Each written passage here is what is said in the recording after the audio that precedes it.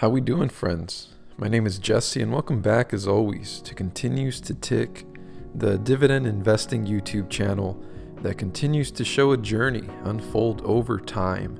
I never planned to stop. I needed to hold myself accountable to this really long journey that is investing for dividends, right? This strategy is quite long. It does take decades for it to fully take effect, but welcome, friends. If you're new here, this is now a monthly dividend portfolio review, and if you've been here before, you might know what these videos are like. But friends, it is now for the month of November 2023, and I'll continue to add the year because one day it'll be 2024, 2028, 2032. The point is to continue, right? Continue onward with this series. We've been doing it for 3+ years now, friends. Let's continue to move this thing forward. But if it's your first time here, or just as a reminder, friends, these portfolio reviews, they're a little bit deeper. They give a little bit more information. I'll tell you how much I fund my portfolio and how often. I'll also go into a little bit more of my sector allocations and percentages. I'll explain some of my best and worst performers per sector. I'll also tell you my current number of holdings. A lot of these things actually you'll notice over time don't change, but we got new people joining the journey, and sometimes it's just nice to remind people, right, of some of these same statistics, that sometimes also some of these things are constant. They don't have to change, right? So apart from holdings, I'll also explain my current dividend portfolio's yield as well as my expense ratio. So like I said, we'll get more into the data of things. And then what I like doing in these videos is also explaining my short and long-term plans for the portfolio. I do think it's important. It's like clockwork, every single month flexing that idea muscle. Where am I heading, with this portfolio on the short term and the long term? I talk about it, and hopefully the idea is it makes you think about it for yourself as well. That's the whole point. Even if they don't change, right, month to month, it's important to kind of flex that muscle, right? Think about it. Don't let 6 months go by and not really think about, hey, where am I heading with this dividend portfolio? Hey, where am I at right now? It's good. It's good to think about it. And then as always, friends, the most important part, my favorite part, is I share with you how much my current dividend portfolio pays me in dividends. I know that's why we invest in this dividend portfolio strategy, right? Is to eventually build up that passive income pillow, is what I like to call it. The one you're hoping to one day in retirement lay your head on and not have to worry about, right? That's the whole point, is building up that income stream so you can have it eventually in the future. So over time, I've continually just been transparent and telling you, hey, this is how much my dividend portfolio currently pays me. And some people may be like, oh, Jesse, that's not that much. Other people are like, hey, I wish I was already there. It's all perspective, but I just like being transparent because I do think it's important. And in these videos, friends, like I always do, I choose a topic and I kind of talk about it. In this one, I'm going to talk about the 3 phases of every dividend investor. The 3 phases we all go through. These are the ones I've gone through. I kind of explain, from my perspective, my experience. And we usually have fun with these topics. This one I think is going to be a fun one. So let's continue to get going here with the video. And friends, last time I gave you the carrot first. Let's go ahead and try to do this again. I'm going to explain my portfolio review before I get into my video topic. I think it's important to also just try to play around with, some of the sequences here. This thing isn't set in stone. So let me give you the portfolio review, and then for the people that want to stick around for the dividend topic, we'll talk about it towards the end, right? You can also use the timestamps. I try to be nice and not waste people's time. The timestamps are down below. If you want to go ahead and move forward, move back, however you want to kind of move about this life, right? I know our time is valuable. So if you have time to kill, stick around. If not, here we go. But as you can see, friends, the markets continue to do well. It's a change of pace as to how it was maybe over the last 6 months or so. Here we are moving upward, staying in the green, and it's a nice sight to see. I don't know if it's kicking the can forward. I don't know if it's preventing the inevitable, right? In terms of how this economy is kind of moving and shaping, right? It doesn't really feel too good, right? A couple months ago, I think it felt worse. Right now, we're kind of feeling okay, but is it kicking the can down the road? I don't know, right? There's always talks about a recession. But regardless, we're now at $71,551, which is significantly more than where we were even maybe 2 months ago, but that's how the markets are moving. And this is on my all-time charts, friends. Have a total return of 26.32%, which equates to a total gain of $10,000 plus for the portfolio all time. And if we just zoom in here, friends, you see from market gain, there's a chunk of 5,682, and from earned dividends, it's 4,493. And that's a pretty good ratio right there. It's almost 50-50, right? Market gain, earned dividends. The earned dividends is the most important part to me, and probably to you as well in your portfolio. This is the income stream that we're talking about.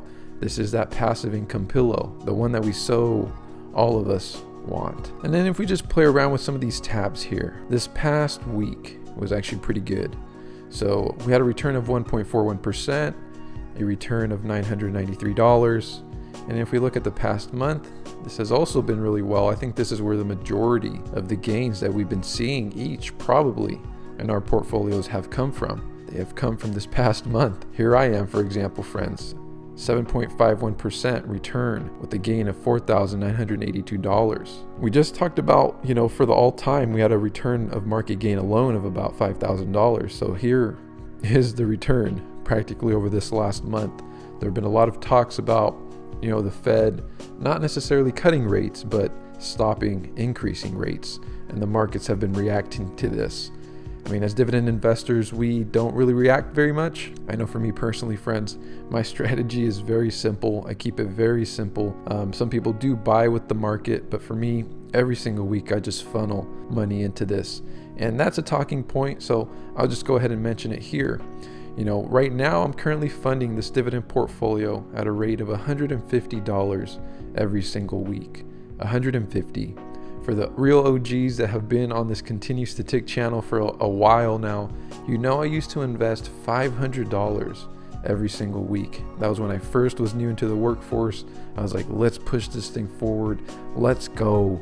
And I was still driving my old 2000 Toyota Camry that would rattle, when I drove it. I prolonged buying a car, and I was living really frugal. I was like really trying to use my shovel and put money into this thing.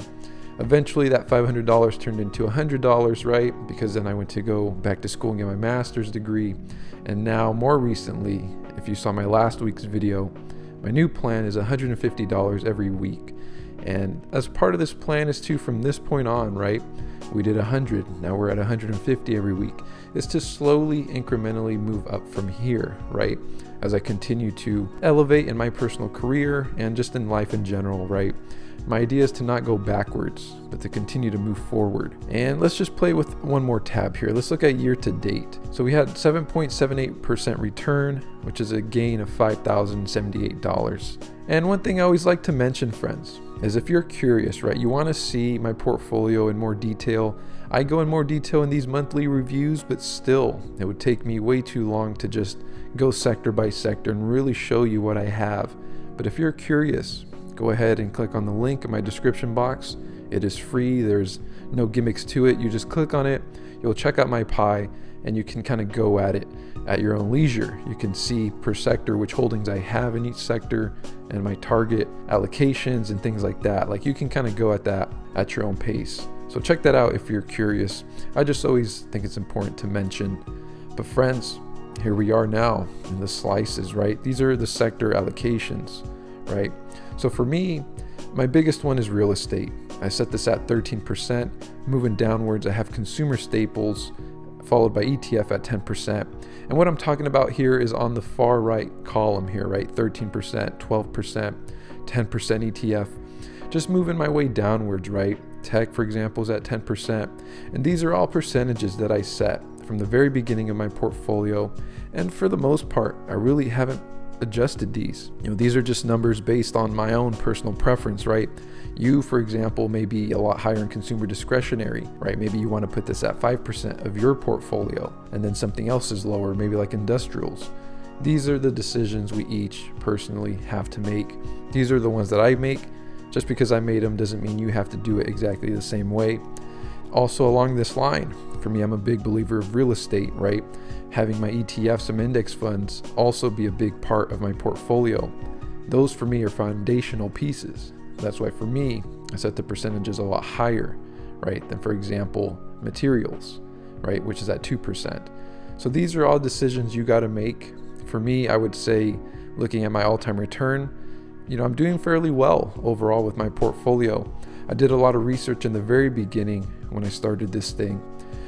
It took me a while before I started it. And then now that I've been moving forward with it, only in the very beginning was I making adjustments, right? But ever since then, I've just been funneling this money in, right? Funding it is like adding water to a plant, right? That you care about, one that you want to see thrive and live over time, right? Get bigger, get larger over time. That's the whole point. That's just one analogy I like to use when I think about my dividend portfolio. But now when we look at the actual sector allocations, right? Let's look at some of the best performers. Tech is at 166.74%. I'm not even going to click on it. It is mainly due to Nvidia. For those that hold Nvidia, it is a dividend growth stock. It pays a very small fraction of a dividend, but it's been very heavy on growth, right? AI. Next up is energy, 79%. Financials at 61%, and then consumer discretionary, right, 47%. For this one here, friends, I only hold one stock in here, and it is McDonald's. But see, when I click on this sector here, right, if you actually wanted to check out my portfolio, you go to that link, you click on this slice here, and you can see I'm holding McDonald's, right? That's just one example. I'll show you another one here as well, right? Following consumer discretionaries is industrials. It's at 33% in the green. If I click on this, it'll show you all the holdings I hold here. And for example, I have Snap-on, McGrath, GD, Waste Management, and so on. All in the green except 3M. I know 3M's been having a hard time, but it is 3M. That's the only reason why I hold on to it. It's one of those dividend core stocks, and my rule is I continue to hold stocks until I'm given a reason not to. Looking at the price fluctuation is not necessarily a reason alone for me to sell. For me, I have to see a dividend cut. And even if I see a dividend cut, is it just one projected, or is there going to be multiple projected to come, right? Those are all things I factor in. So, when hard decisions have to be made, I take it out and isolate it, and I really dive deep into that. I very rarely sell anything in my portfolio, and that's just part of my strategy. For the most part, I like to let things ride, right? Buying and holding over the long term. That is just my strategy. It's my preference. I don't like putting so much energy into this, or any more energy than I have to. It's the way I view it. And then now, because our portfolio is doing fairly well, we only have 4 in the red. At the way bottom, we have healthcare, still the worst, minus 20%. Communications at 7%, utilities at 5% in the red, and then real estate still in the red. But let's click on utilities, for example. Let's take a peek here. Minus 5%, down $218, and it looks like it's almost half and half. Or no, it is half and half. Half in the green, half in the red. That's just kind of how it goes sometimes. But friends, that is a little bit more of my portfolio here. And now just kind of going back here. Let's see. Do that. They got me, friends. They moved some stuff around on me, and it took a while to find it. But here we are, pretty much in the research, right? Jesse's cash flow portfolio. This is where I can tell you I hold 51 holdings in my portfolio. 51. I've explained it a few times before, but if you have any questions specifically, hey Jesse, why do you hold so many? You can ask it down below and I'll answer it. But for the most part, friends, I keep it short and sweet. It's like when you're a younger kid buying a bigger pair of shoes you plan to fit in as you grow older, right? And you get bigger, get larger. That's the idea with this 51 holdings, right? Is that eventually I plan to have a significant size dividend portfolio. I want to grow into it over time, dollar cost average into these positions over time, right? That is like a simplified way of me explaining that. And as far as my dividend yield, it's currently at 3.381%, which is pretty good. Sometimes when the portfolio is down, the dividend goes up. My portfolio, it's doing pretty well, right? Overall 26% return. But as we saw, it's only a $5,000 gain, right? For the portfolio itself, right? For market gain. That's not that high. My portfolio could always be doing better typically when it is, the dividend yield goes down, right? Right now it's 3.3. That indicates to me that my portfolio isn't doing as great as it could be, right? Because for me, I like to keep it around 2.8, 3.1%, 3.3%. It's right around there. I'm not going to complain about it, but it's just like a little indicator to me on the back end that a lot of these positions are actually still not doing as great as they could be, which increases their individual dividend yield, right? That's kind of how that works. And as far as my expense ratio, it's very small, 0.01%, and that's how I like it. I like to manage my own portfolio. I like to ride or die with my strategy, if you will. I get an enjoyment, right? For me, I could just go ahead and buy an ETF or an index fund and just put all my money into that, and there, I'm a dividend investor that way. But for me, that's just not as enjoyable. I get a lot more enjoyment from personally looking at my dividend portfolio every week, every month, funding it myself, and just having it go based on what I want. That's my own enjoyment. It's like a little hobby, right? It's the reason why I do these YouTube videos. It makes it slightly more interesting.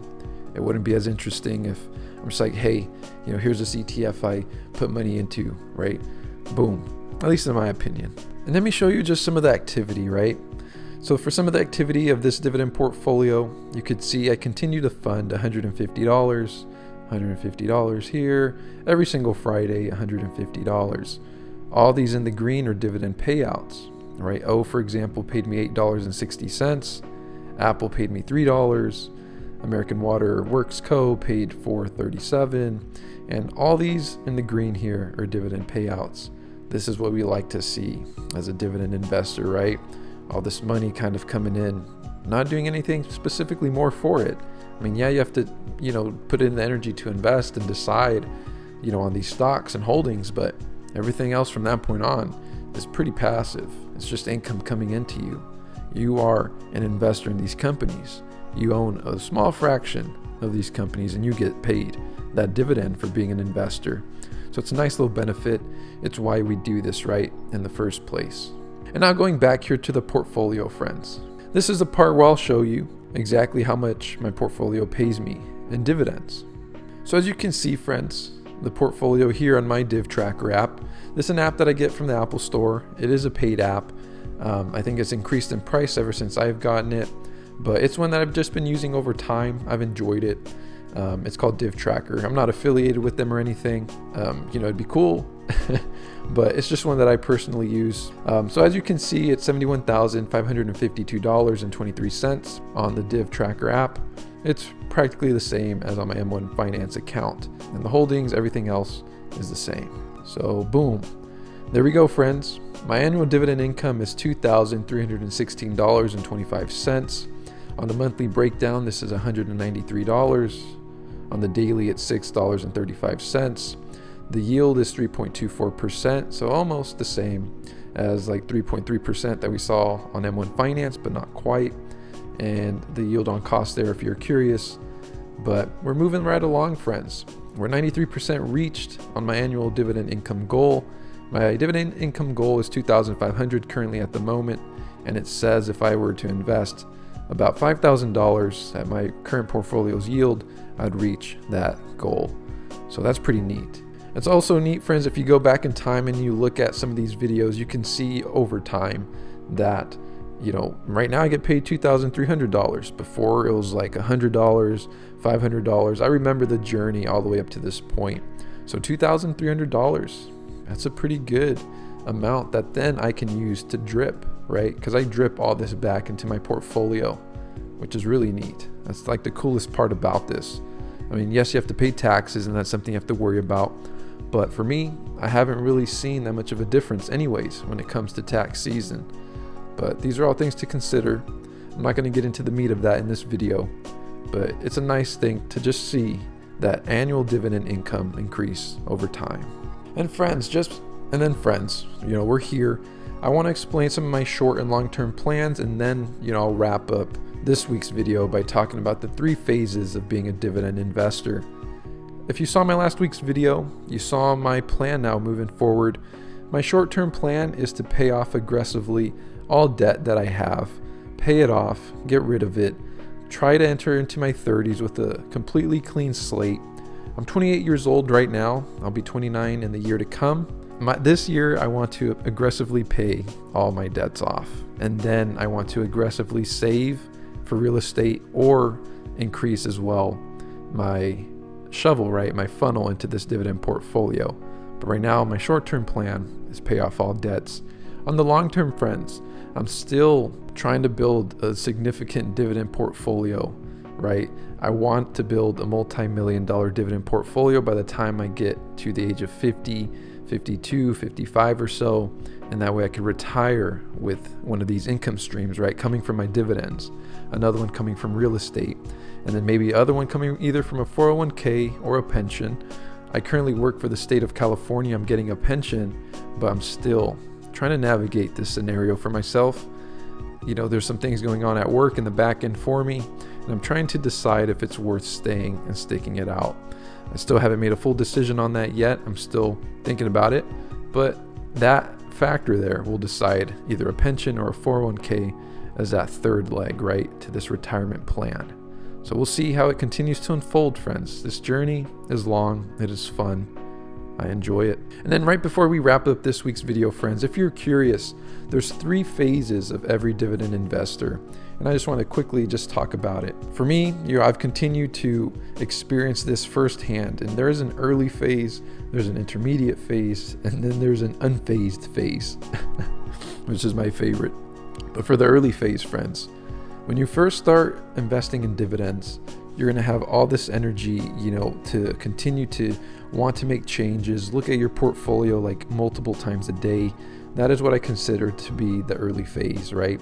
You have all this stress, all this anxiety around creating a dividend portfolio, and then you finally create it, and that anxiety and that stress continues, right? It continues for quite a bit of time, because you're just so focused on it. You want it to do well. You're keeping so much of a close attention on this thing. And that's what I consider to be the early phase. I remember this phase about myself. I would look at my dividend portfolio multiple times a day. I would try to see, which holdings should I switch out for different ones. And I was just, overthinking, overanalyzing a lot of this. But that was just me being anxious about it. That was me being stressed about it. And in a way being excited, right? You're just excited in the early phases. That is like an early phase. Maybe you're there right now, right? You're trying to consume all this information of being a dividend investor, right? You're like fully in. You're fully in. The next phase, right, is the intermediate phase. And you just start to do this a lot less, right? Instead of looking at your portfolio multiple times a day, you start to look at it multiple times a week. At this point, you're not really so anxious or stressed out about it. You're maybe considering to change your funding schedule, from this day and then your amount to this amount. You're like so thinking about it, right, compared to the early phase, but a lot less, right? It starts to kind of dampen a little bit. And that's what I consider the intermediate phase, right? And then you have the unphased phase. The unphased phase is like, all right, you've been doing this for a couple years. You are a dividend investor. You're confident in your plan. You're confident in your funding schedule. You're confident in the holdings that you have. You just let the market do its thing. You make adjustments when it's necessary. But other than that, you're just like, all right, yeah, I'm a dividend investor. I got it going on in the back end. I don't really pay attention to it. And then maybe you look at your portfolio like one time a week, right? 2 or 3 times a week. And like, that's good, right? That is the unphased phase of being a dividend investor. That's where I consider myself to be now. But I really felt each one of these phases prior, right? I remember my early phase. I remember my intermediate phase. And then now I'm in the unphased phase. And it's a good place to be once you're in this phase, because you're just confident in your dividend portfolio. And now you could focus all that energy, all that anxiety, all that stress, all that excitement that you used to have, directing straight into this dividend portfolio. Now you can kind of like diversify that energy, if you will, into all these other facets of your life, right? Now you could focus a little bit more on your relationships. You could focus a little bit more on your career. You could focus a little bit more on personal development. You just have all this extra energy, that you can now funnel into other areas of your life, right?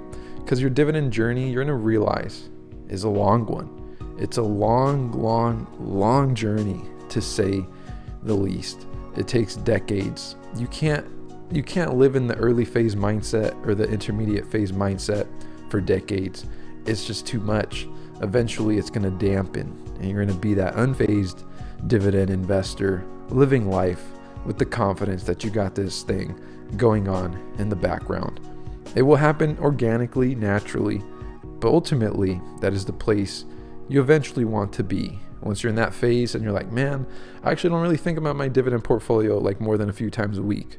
That's good. You want to be right there. And that was just a little fun thing, friends, talking about the phases of being a dividend investor. But as always, friends, I appreciate you guys stopping by, watching these videos, watching this journey unfold over time.